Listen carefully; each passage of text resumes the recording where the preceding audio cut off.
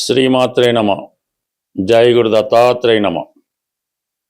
September 2వ తారీఖు నుంచి నవంబర్ 5వ తారీఖు మధ్యలో శుక్రగ్రహం తన స్వక్షేత్రం మరియు మూల త్రికోణ రాశి అయినటువంటి తులారాశిలోకి ప్రవేశించడం జరుగుతుంది.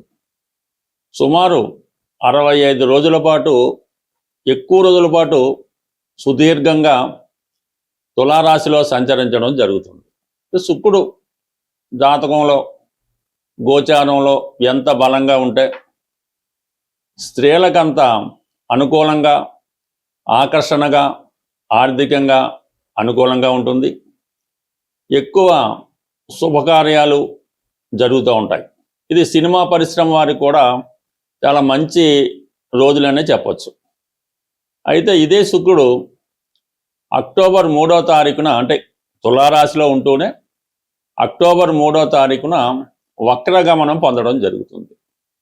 అది నవంబర్ 14 దాకా సుమారు 42 రోజుల పాటు ఈ వక్రగమనంలో ఈ శుక్రుడు మరింత బలవంతుడై ఉంటాడు. శుక్రుడు, గురువు మొదలగు శుభగ్రహాలు వక్రించినప్పుడు ఎక్కువ బలాన్ని కలిగి ఉంటాయి. మరి శుక్రుడు వక్రించినప్పుడు చాలా వరకు స్త్రీలు కానీ మగవాళ్ళు కానీ గతంలో దూరమైన వారు తిరిగి దగ్గర అవ్వడం జరుగుతూ ఉంటుంది. సరే, ప్రేమికులు ఉన్నారు, లేదంటే భార్యాభర్తలు ఉన్నారు, స్నేహితులు బాగా ఫ్రెండ్షిప్లో ఉన్నవాళ్ళు, ఏదో కారణాల వాళ్ళు విడిపోయి ఉన్నవాళ్ళు, దూరంగా ఉన్నవాళ్ళు మరి తిరిగి శుక్ర వక్రించినప్పుడు వారి జీవితంలో మళ్ళా తిరిగి కలుసుకోవడం, ఒక అండర్స్టాండింగ్ రావడం జరుగుతూ ఉంటుంది. సర్వసాధారణంగా ఎవరి జన్మజాతకంలో అయినా వాళ్ళు పుట్టినప్పుడు శుక్రగ్రహం వక్రించి ఉంటే వారి జీవితంలో అనుకున్న వివాహం జరగదు. ఎవరినో ప్రేమిస్తారు, సడన్గా ఆ ప్రేమ క్యాన్సిల్ అవుతుంది, అప్పుడు పెద్దలు కూర్చుని వివాహం జరుగుతూ ఉంటుంది. అలాగే జన్మజాతకంలో శుక్రుడు బలంగా ఉంటే, మగవారికి శుక్రుడు బలంగా వారి జాతకంలో ఉచ్చులో కానీ, తులలో కానీ, వృషభంలో కానీ బలవంతుడై ఉంటే వారికి వివాహం తర్వాత బాగా కలిసి రావడం జరుగుతూ ఉంటుంది. అలాగే వాళ్ళకి స్త్రీ సంతానం కలిగిన తర్వాత బాగా కలిసి రావడం జరుగుతూ ఉంటుంది. అంటే ఎవరికైనా జాతకంలో శుక్రుడు మంచి బలంగా ఉంటే వాళ్ళకి కంపల్సరీగా స్త్రీ సంతానం కలుగుతారు. స్త్రీ సంతానం కలిగిన తర్వాత వాళ్ళ జీవితంలో గొప్ప అదృష్టవంతులుగా మారడం జరుగుతూ ఉంటుంది. అదే స్త్రీల జాతకంలో శుక్రుడు ఎంత బలంగా ఉంటే వారి యొక్క ఆరోగ్యం బాగుంటుంది, ఆకర్షణగా ఉంటారు, సౌభాగ్యయోగం కలుగుతుంది, తొందరగా వివాహం జరుగుతూ ఉంటుంది.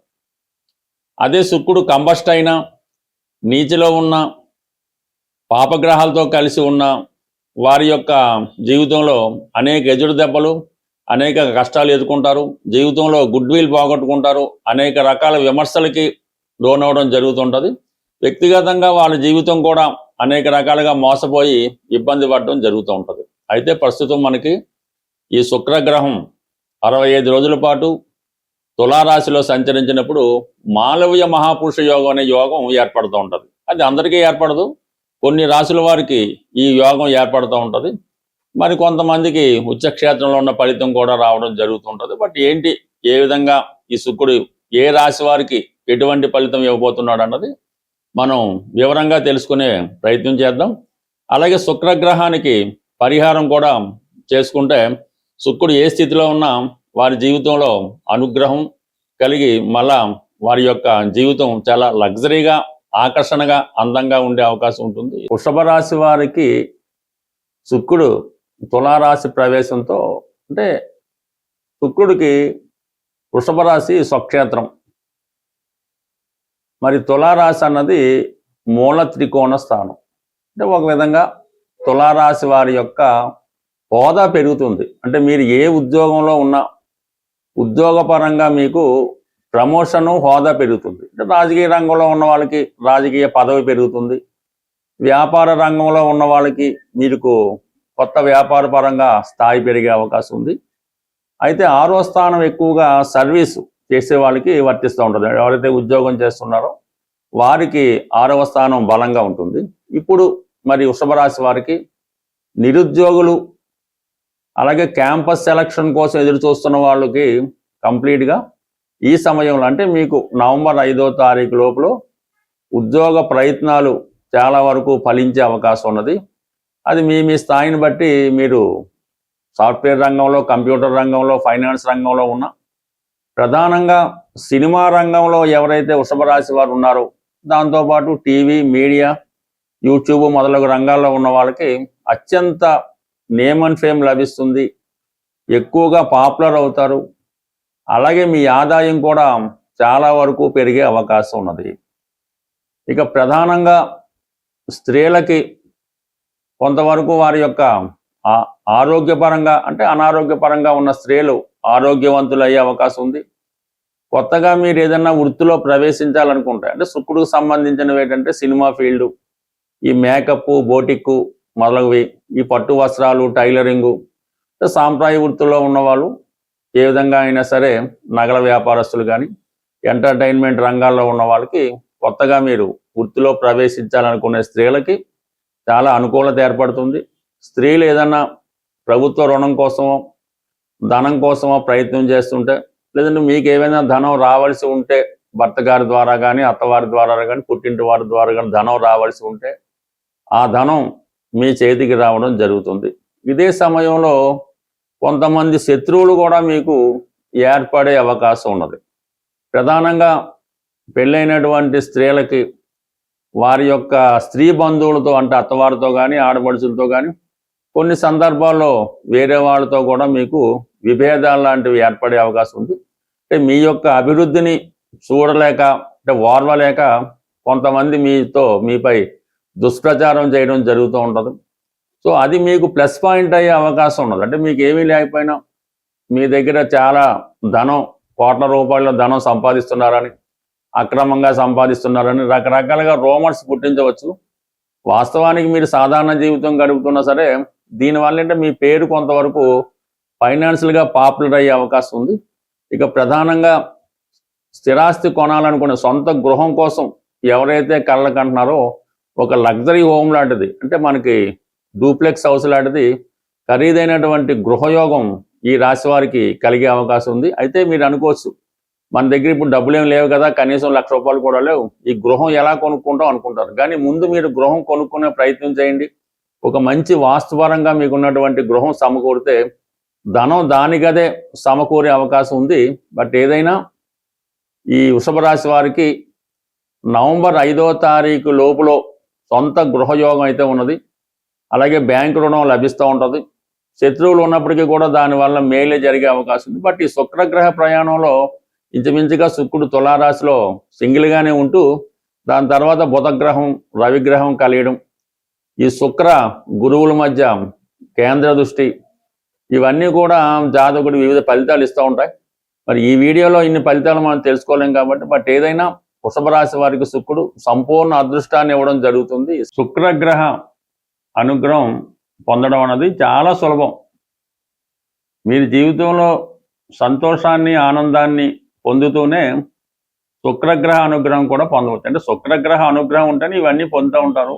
మీరు జీవితంలో ప్రతినిత్యం చాలా శుచిగా, శుభ్రంగా ఉండడం, ఎప్పుడు పరిశుభ్రమైనటువంటి వస్త్రాలు అంటే పూర్వం అయితే తడిపి ఆరేసిన వస్త్రాలు అనేవారు. బట్ ఏదైనా ఒక రోజు ధరించిన వస్త్రం మరునాడు ధరించకుండా ఉండడం అన్నది నెంబర్ 1. దాని తర్వాత మీరు పడుకునే బెడ్, దుప్పటి, తలగాడి ఇవన్నీ కూడా ఎప్పుడూ నీట్గా ఉండడం మంచిది. అవి వీలైనంత తొందరగా మారుస్తూ ఉంటే మీకు ఇటువంటి శుక్రగ్రహ అనుగ్రహం లభిస్తుంది. దాని తర్వాత ఆహార విషయంలో కూడా అంటే ఎక్కువగా తీపి పదార్థాలకి శుక్రుడు కారణం అవుతూ ఉంటాడు. బట్ ఏదైనా శుచి కలిగినటువంటి శుభ్రమైన ఆహారం అంటే ఒకరు తినగా మిగిలినవి, ఏదో 4-5 రోజులు ఫ్రిడ్జ్లో పెట్టినవి, అలాగే బయట మనకి ఈ అన్నదానాలని ఏవి చేస్తుంటారు మామూలు టెంపుల్స్ దగ్గర, వాడి దగ్గర అమావాస్యకి అని చేస్తుంటారు. సాధ్యమైనంత వరకు అటువంటి వాటిలో అంటే సమూహంగా ఏదో వెళ్ళి తినడం అలాంటివి కూడా మీకు అంత అనుకూలమైన కాదు. ఏదో మిమ్మల్ని ఆహ్వానించారు ఓ పెళ్లి భోజనం, లేదంటే ఒక దేవాలయంలో అలా పర్వాలేదు, కానీ ఎక్కడ పెడితే అక్కడ పెట్టినటువంటి ఈ అన్న సంతర్పణలో అన్నదానాల్లో 99% పాల్గొనడం అన్నది అది మంచి కార్యక్రమం కాదు. దాని తర్వాత ఏంటంటే స్త్రీలను చాలా గౌరవప్రదంగా చూడాలంటే ముఖ్యంగా బయట వాడిని పక్కన పెట్టి ఇంట్లో స్త్రీలని, భార్య, కుమార్తె, కోడలు, చెల్లెలు, తల్లి, వీటికి ఎప్పుడు కూడా దూషించడం కానీ వాళ్ళకి ఇబ్బంది పెట్టడం కానీ చేయకూడదు. వాళ్ళకి ఏ సౌకర్యం కావాల్సినా మనకి లేకపోయినా వాళ్ళకి ఇవ్వాల్సి ఉంటుంది. ఇంకా ప్రధానంగా స్త్రీలు ఈ నోములు, వ్రతాలు, గౌరీ వ్రతం అని, ఈ కార్తీక మాసం, వరలక్ష్మి వ్రతం, ఎక్కువగా ఈ నోములు, వ్రతాలు చేయడం వల్ల మంచిది. బట్ అవకాశం ఉన్నవాళ్ళు, కొద్దిగా టైం వెచ్చించిన వాళ్ళు స్త్రీ సూక్తం, కనకదార స్తోత్రం, లలితా సహస్రనామం ఇవన్నీ కూడా పారాయణ చేయవలసి ఉంటుంది. అయితే ఈ లక్ష్మీ స్తోత్రం అన్నది ఒక విధి విధానంగా మీరు 108 సార్లు, 1008 సార్లు చదవడం వల్ల కూడా శుక్రగ్రహం అనుగ్రహం కలుగుతుంది. అంటే శుక్రగ్రహం అంటే లక్ష్మీ అమ్మవారి అనుగ్రహం. లక్ష్మీ అమ్మవారి అనుగ్రహం కావాలంటే ముందు ఈ శ్రీ సూక్తం, లక్ష్మీ స్తోత్రం కన్నా విష్ణు సహస్రనామాన్ని వినటం కానీ చదవటం కానీ చేయవలసి ఉంటుంది. మరి ఈ కారణం వల్ల మీరు ఈ మార్గంలో ఉన్నవాళ్ళు ఈ విధంగా పారాయణల వల్ల, ధర్మ మార్గంలో ఉన్నవాళ్ళు ఇలాగా స్త్రీలను గౌరవించడం, అవసరమైన వాళ్ళకి కొంతవరకు ఈ వస్త్రాలు అంటే వివాహం జరుగుతున్నప్పుడు ఇలాంటి వాటికి పెళ్లి కూతురికి బహుమతిగా ఇవ్వడం, ఇది కూడా వివాహం కాని స్త్రీలు ఎవరైనా ఉంటే వాళ్ళ తల్లిదండ్రులు ఎవరైనా కొద్దిగా ఆర్థికంగా లేని వాళ్ళకి పెళ్లి జరుగుతున్నప్పుడు తాళిబొట్టు, పట్టుచీర, కొన్ని పసుపు కుంకాలు, గాజులు ఆ అమ్మాయికి బహుమతిగా ఇవ్వడం వివాహం కాని వాళ్ళకి తొందరగా వివాహం జరిగే అవకాశం ఉంది. ఇక ప్రధానంగా జీవితంలో బాగా అబ్జర్వ్ చేయండి, శుక్రవారం రోజు ఎట్టి పరిస్థితుల్లో కూడా ధనాన్ని బయటికి పంపించకూడదు. అంటే ఏదైనా డబ్బులు ఇచ్చి కొనటం కానీ, రెంట్ చెల్లించడం కానీ, ఫీజులు కానీ, ఇంటి అద్దెలు కానీ ఏ విధంగా కూడా మీ దగ్గర మీ అకౌంట్లోంచి ఒక్క రూపాయి కూడా, ఒక నయా పైసా కూడా బయటికి వెళ్లకుండా జాగ్రత్త పడవలసి ఉంటుంది. ఇందులో మనకి ఈ ఫోన్పేని, గూగుల్ పే కూడా వర్తించవు. ఏదైనా మీ అకౌంట్లో, మీ బీరువాలో, మీ జేబులో ఉన్న డబ్బు శుక్రవారం అంతా మీ దగ్గరే ఉండాలి. దానివల్ల కూడా మీకు 99% ఆర్థిక అభివృద్ధి కలిగి శుక్రగ్రహ అనుగ్రహం కలిగే అవకాశం ఉంటుంది. స్వస్తి.